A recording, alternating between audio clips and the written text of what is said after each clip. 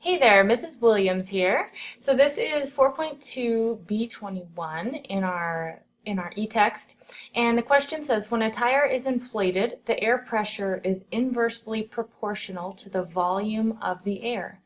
If the pressure of a certain tire is 27 psi when the volume is 110 cubic inches, what is the pressure when the volume is 130 cubic inches?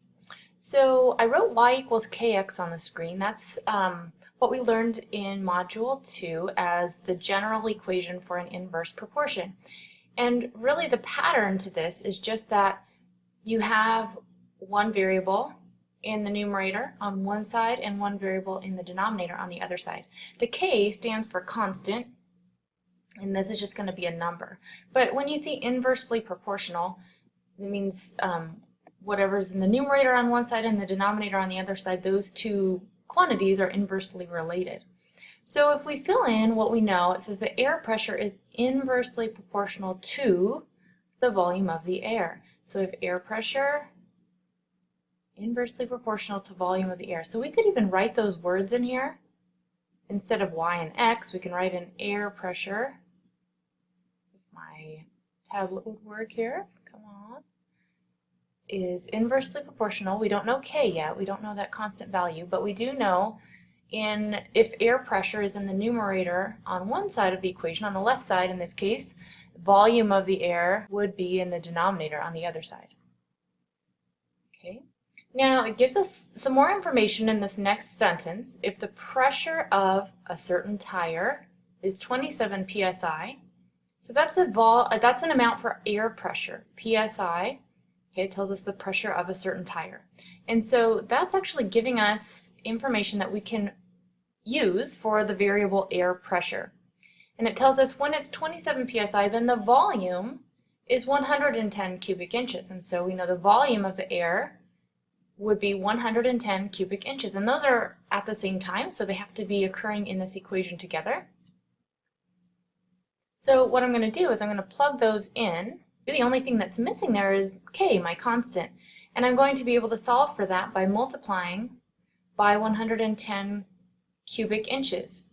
And if you have a word problem, one great thing is to pay attention to the units, and this will be also covered in Module 3. This will be really helpful to you because if you're multiplying and the 110 is in the numerator and in the denominator, these inches are going to cancel as well as the number. So the units, or the cubic inches will cancel, excuse me, but the units work just like the numbers. And so we end up with k is equal to 2,970 after we multiply the 110 and the 27. And our units get multiplied together as well. So it's kind of strange units, but that's what the units on k are going to be. Cubic inches times psi. And now if we keep reading, we'll be able to answer our question now. It says, what is the pressure when the volume is 130 cubic inches? So if we had started to try to answer that question right off the bat, we wouldn't have enough information. We're looking for the pressure, so we're looking for the value on the left, and we do know that this is 130 cubic inches. But if we had started filling that equation in right away, we wouldn't be able to do it because we're missing air pressure and we're missing k. We only want one missing thing. But this second piece of information here allowed us to find k. So now what I'm going to be able to do is rewrite the equation with just one missing thing. So notice, like I said before, my units work just like numbers. If I have one in the numerator, one in the denominator, they cancel. So I'm just left with psi, which is good because when I solve this thing, I want air pressure. Air pressure is measured in psi. So that's a good sign that I'm going about this correctly. And now all I have left to do is divide those numbers. And when I do that, you get 22.8 if you round to the nearest tenth.